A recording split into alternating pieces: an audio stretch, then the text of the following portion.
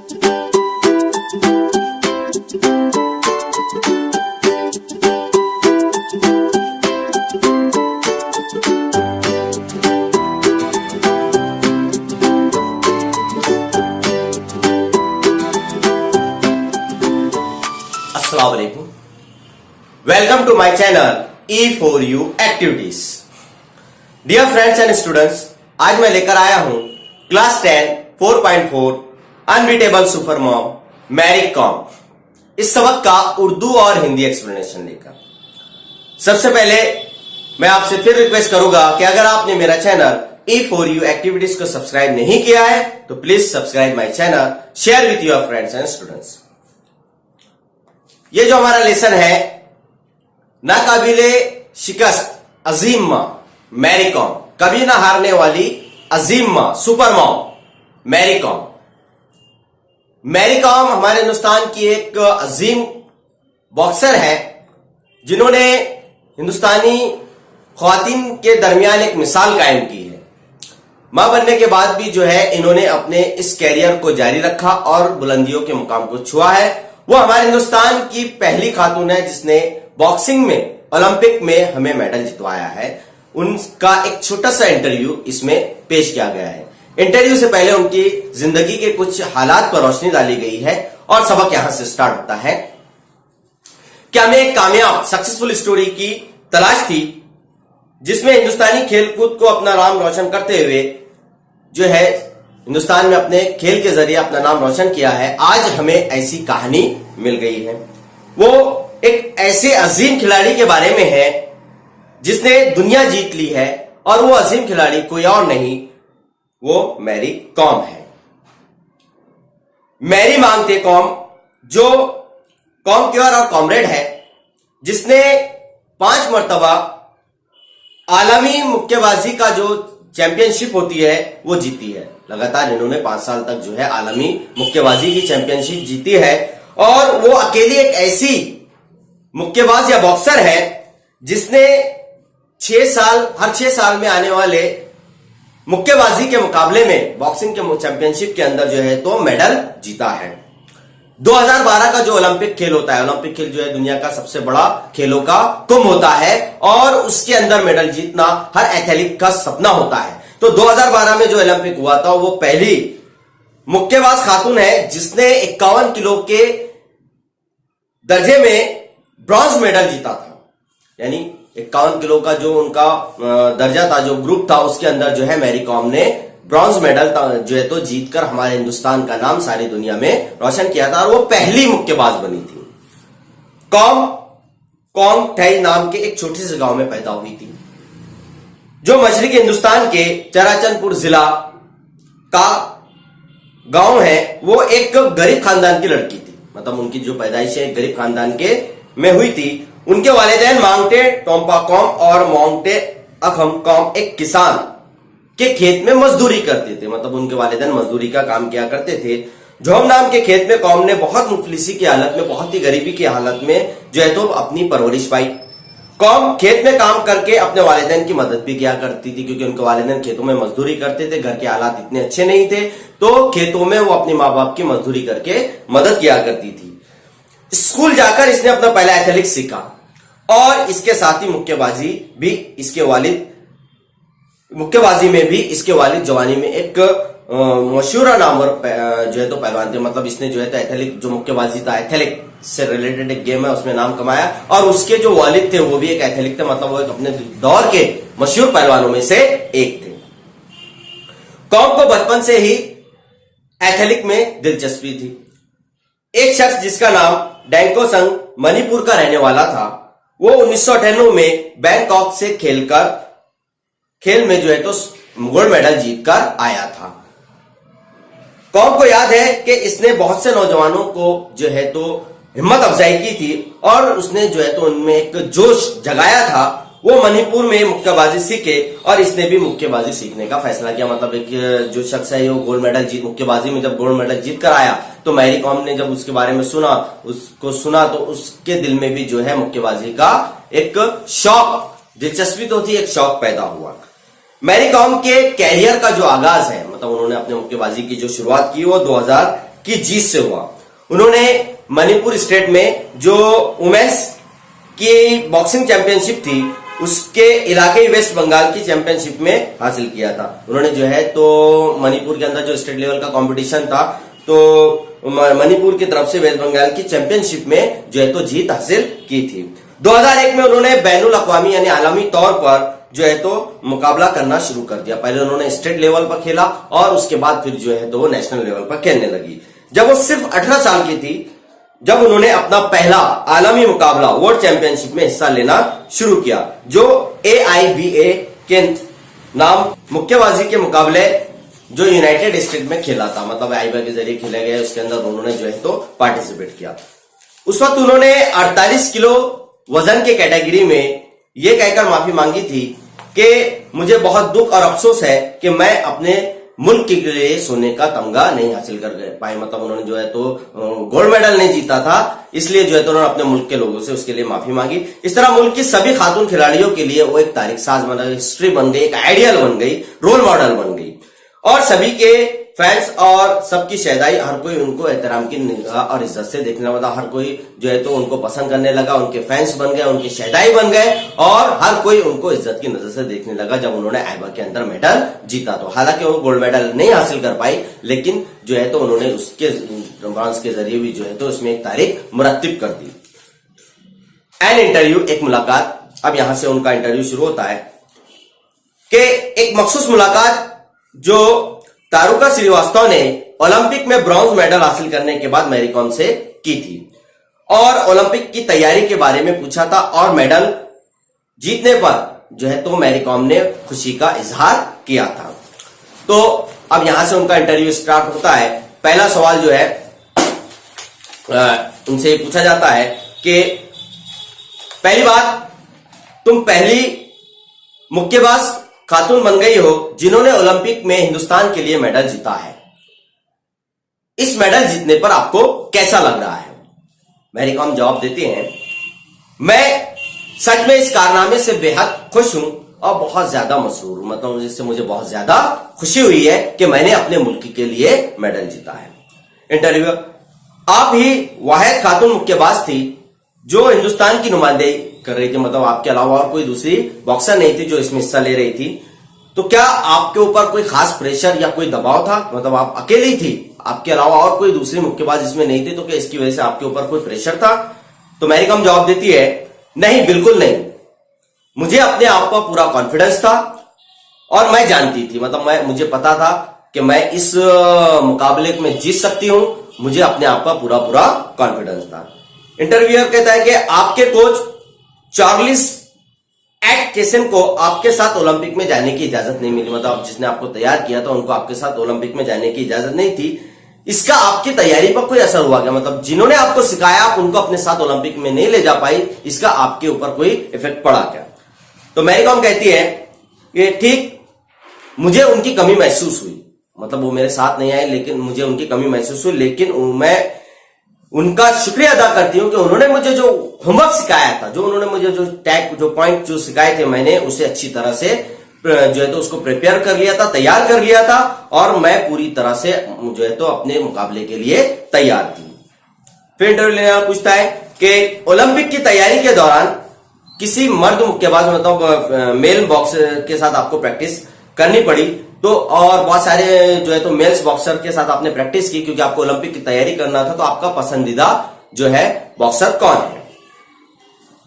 तो वो कहती है मैरी कॉम के हंसते हुए कहती है कि ठीक, मैंने पुणे में बहुत सख्त मेहनत की और जब भी जो है मर्द मुक्केबाज या मैन मुक्केबाज बॉक्सर जो है के साथ मुझे प्रैक्टिस की जरूरत होती तो उन सबका रवैया मेरे साथ बहुत ही काबिल एहतराम और अच्छा रहता। किसी एक का नाम लेना ठीक नहीं, सबका सुलूक मेरे साथ जो है तो काइंड वाला था, हमदर्दी वाला था, यानी हर किसी ने जो तो मेरे साथ अच्छा सुलूक किया, इसलिए किसी एक का नाम मैं नहीं ले सकती। इंटरव्यूअर कहता है कि तुम मिसाल देकर कह रही थी कि एडमर बहुत होशियार थी, मतलब जिसके साथ उनका मुकाबला हुआ था वो बहुत होशियार थी, जो जवाबी हमला करने में माहिर थी, इसके पास ताकत भी थी और किसी किस्म का वो मौका नहीं चूकती थी और लगातार जो है तो वो स्कोर कर रही थी, लेकिन जज हजरात जो है तो आपका जो है तो बटन नहीं दबाए। तो वो कह रहे हैं कि जिसके साथ आपका मुकाबला हुआ था वो बहुत ही जो है तो होशियार थी, जवाबी हमला कर रही थी, और आप भी जो है तो पूरी हिम्मत के साथ उसका जवाब दे रही थी, और जवाब देने के बाद भी लगातार आप पॉइंट्स हासिल कर रही थी, लेकिन जो जज थे वो आपके साथ जो है तो तासुबाना रवैया अख्तियार कर रहे थे। तो वो कहती है, क्या तुम्हें नहीं लगता कि जजों के इस बेईमानी की वजह से फैसला जो हुआ उसमें आप सेमीफाइनल में आपको जो है तो शिकस्त हासिल करनी पड़ी? मतलब इस सवाल के अंदर उन्होंने पूछा कि जिसके साथ आपका मुकाबला हुआ था आप उसको बराबर जवाब दे रही थी, हमला कर रही थी, लेकिन जो है तो जजों ने आपके साथ बेईमानी की, तो आपको नहीं लगता कि उनकी बेईमानी की वजह से आप सेमीफाइनल हार गई? मैरीकॉम कहती है, जी हां, कुछ फैसले मेरे हक में बहुत ही अफसोसनाक थे, जिससे मुझे बहुत नुकसान हुआ। मतलब उनके उस बेईमानी के जरिए जो है तो मेरे ऊपर बहुत ज्यादा मुझे नुकसान का सामना करना पड़ा। आगे पूछता है कि हिंदुस्तान को 2012 में ओलंपिक में सिर्फ 6 मेडल मिले, जबकि हमारे मुल्क की जो आबादी है वो 130 करोड़ है। क्या आपको नहीं लगता कि हमें इसमें तब्दीली लाने की जरूरत है कि हमारे मुल्क की आबादी के तनासुब के हिसाब से हम जो है मेडल जीत पाए? मतलब हमारे मुल्क की आबादी ज्यादा है, 130 करोड़ होने के बाद भी ओलंपिक में हमें सिर्फ 6 मेडल मिले, और हमेशा हमारा मुल्क मेडल में पीछे रहता है। तो आपको नहीं लगता कि इसमें तनासुब में जो है परसेंटेज में बढ़ोतरी होनी चाहिए? तो वो कहती है मैरीकॉम, मुझे ऐसा लगता है कि इसके लिए ज्यादा से ज्यादा लोगों को खेल को अपने पेशे के तौर पर अख्तियार करना होगा, यानी शौक के तौर पर नहीं बल्कि अपने कैरियर के तौर पर इसको चुनना होगा। हमें ज्यादा से ज्यादा अगर सोने के मेडल हासिल करना है तो ज्यादा से ज्यादा बड़ी बड़ी कंपनीज को, फ्रेंचाइजीज को, फैक्ट्रियों को खिलाड़ियों की माली इमदाद करने के लिए आगे आना होगा, ताकि खिलाड़ियों को किसी किस्म की माली परेशानियों का सामना न करना पड़े और पूरे तौर पर अपना ध्यान खेल के ऊपर मरकूज कर सके। मतलब अगर कंपनी आकर उनको फाइनेंशियल मदद करेगी, उनकी जरूरियात को पूरा करेगी, तो ये खिलाड़ी जो है पूरा ध्यान अपने खेल पर लगा पाएंगे, और इसकी वजह से जो है तो हिंदुस्तान ओलंपिक के अंदर या दूसरे गेम्स के अंदर ज्यादा से ज्यादा मेडल हासिल करेगा। फिर अगला सवाल इंटरव्यूअर पूछता है, क्या तुम्हें नहीं लगता कि हिंदुस्तान में मुक्केबाजी में लोगों की दिलचस्पी ओलंपिक की वजह से आगे निकल गई? ओलंपिक होने की वजह से, मेडल मिलने की वजह से लोगों ने जो है तो मुक्केबाजी के अंदर दिलचस्पी लेना शुरू कर दिया है? तो वो कहती है कि जी हाँ, मुझे पूरा यकीन है कि कुछ ही सालों में भारत में जो है मुक्केबाजी या बॉक्सिंग की दिलचस्पी पूरी तरह से बढ़ जाएगी, पूरे भारत में छा जाएगी और मशहूर हो जाएंगे। मतलब बॉक्सिंग की चैंपियनशिप, ये जो है गेम, ये आगे चलकर भारत में लोग ज्यादा से ज्यादा लोग इसमें दिलचस्पी लेना शुरू करेंगे और एक मशहूर गेम बन जाएगा। लोग इसकी तरफ रागिब होंगे, मतलब लोग इसकी तरफ अट्रैक्ट होंगे और ज्यादा से ज्यादा लोग जो है तो बॉक्सिंग में अपना कैरियर बनाएंगे, ऐसी मैरीकॉम को उम्मीद है।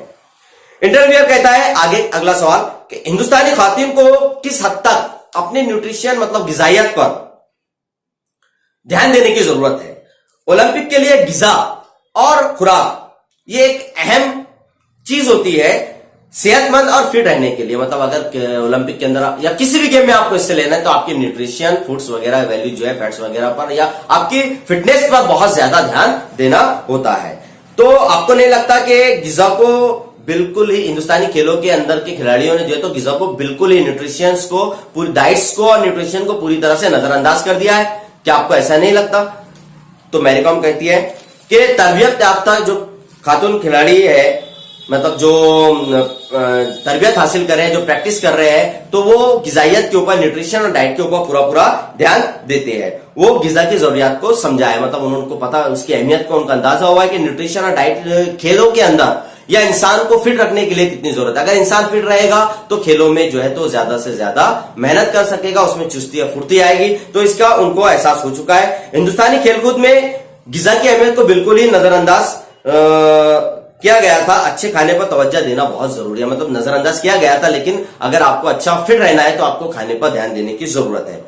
वो अपने एक बात मिसाल देते हुए कहती है कि मुझे 3 किलो का वजन बढ़ाना था क्योंकि मुझे 51 किलो की कैटेगरी में खेलना था और मेरा वजन 48 होने की वजह से मैं 51 किलो के कैटेगरी में नहीं खेल सकती थी। इसलिए मैंने अपना 3 किलो वजन बढ़ाने का इरादा किया और इसके लिए जरूरत थी मुझे अच्छे खाने पर जरूरत देना, न्यूट्रिशन डाइट के ऊपर ध्यान देने की। वजन बढ़ाने के लिए मुझे विटामिन से भरपूर गिजा की जरूरत थी और नाकिस गिजा से मुझे बचना जरूरी था। मतलब उन्होंने कहा कि उन्होंने खुद अपनी मिसाल को कहा कि मुझे फिट रहना है, मुझे जो है 51 किलो के वर्ग में खेलना था, मेरा वजन 48 किलो था, मैं 48 किलो में लड़ रही थी, जबकि मेरा जो इंटरेस्ट था वो 51 किलो में था। इसलिए जो है तो अपने वजन को बढ़ाने के लिए जो है तो मैंने नाकिस गिजाओं का इस्तेमाल नहीं किया, बल्कि न्यूट्रिशन डाइट का इस्तेमाल करना शुरू किया। आगे इंटरव्यू कहता है कि OGQ मुक्केबाजी को और बेहतर बनाने के लिए भारत में क्या रोल अदा कर रही है। मतलब जो बॉक्सिंग की ऑर्गेनाइजेशन है भारत में मुक्केबाजी को बेहतर बनाने के लिए क्या कोशिशें कर रही है। तो मैरी कॉम कहती है कि OGQ में ने हकीकत में मेरे कामयाबी में एक बहुत अहम रोल अदा किया। मतलब आज मैं जिस मुकाम पर पहुंची हूं इसमें OGQ का बहुत बड़ा हाथ है। जब भी मुझे किसी चीज की जरूरत पड़ी इसने मेरी मदद की, उन्होंने मेरी हर चीज का ख्याल रखा, जिसकी वजह से मैं पूरी तरह से मुक्केबाजी पर ध्यान दे पाई और मुझे जो है ज़हनी तनाव से, स्ट्रेस से जो है तो आजादी मिला। तो OGQ का शुक्रिया अदा करते हुए वो कहती है कि मुझे OGQ ने हर वक्त हर मौके पर जो है जो मुनासिब जरूरत थी उन चीजों को पूरा किया, जिसकी वजह से मैं अपने खेलों पर ध्यान तवज्जो मरकूज कर पाई और उनका सपोर्ट मुझे हमेशा मिलता रहा। फिर इंटरव्यूअर कहता है हिंदुस्तानी मुक्केबाजी के फ्यूचर के बारे में आपका क्या ख्याल है। मतलब आने वाले फ्यूचर के बारे में, मुस्तकबिल के बारे में आप क्या कहती है। तो मैरी कॉम जवाब देती है कि हिंदुस्तानी मुक्केबाजी का मुस्तकबिल बहुत ही ताबनाक, मतलब बहुत रोशन है और मुझे यकीन है कि बहुत सारे मुक्केबाज हमारे मुल्क के लिए मेडल जीत कर लाएंगे। वो बॉक्सर्स के बारे में, आने वाली न्यू जनरेशन, न्यू बॉक्सर्स के बारे में कहती है कि मुझे पूरी उम्मीद है कि उनका जो मुस्तकबिल है बहुत रोशन है, ताबनाक है और इंशाल्लाह जो है वो आगे हमारे मुल्क के लिए बहुत सारे मेडल जीत कर लाएंगे, क्योंकि वो बहुत अच्छी मेहनत कर रहे हैं। इंटरव्यूअर अगला सवाल उससे मैरी कॉम से करते हैं कि क्या तुम्हें अपने बच्चों को इस बात पर कायल करना मुश्किल होता है कि अगर आप घर में मौजूद ना रहे तो वो लड़ाई ना करे और उसी अंदाज में रहे जैसे आपके सामने रहते हैं। मतलब आपको अक्सर बाहर जाना पड़ता है तो आपके पीछे वो लड़ाई झगड़ा ना करे, तो इसके लिए आपको परेशानी होती है। तो मैरी कॉम कहती है ठीक है, मुझे जुड़वा बच्चे हैं और कभी कभी उनको काबू में रखना मेरे लिए बहुत मुश्किल हो जाता है। मतलब छोटे बच्चे हैं और जुड़वा है, ट्विंस है, और कभी कभी इन चीजों से रोकने में मैं नाकाम हो जाती हूँ। मतलब वो लड़ाई झगड़े वगैरह हो जाते हैं और उनको संभालने में मुझे काफी परेशानी का सामना करना पड़ता है। इंटरव्यूअर कहता है आगे, क्या तुम अपने बच्चों को बॉक्सर की तालीम दोगी या आप उन्हें बॉक्सर बनाओगी। तो वो कहती है सच तो यह है कि मैंने अभी इसके बारे में कुछ सोचा नहीं है, अभी उनकी माँ को ही बॉक्सर रहने दो। मतलब मैंने अपने बच्चों के फ्यूचर के बारे में सोचा नहीं हो कि उन्हें आगे क्या बनाया है, लेकिन अभी उनकी माँ मुक्केबाजी कर रही है तो उसकी माँ को ही मुक्केबाज रहने दो।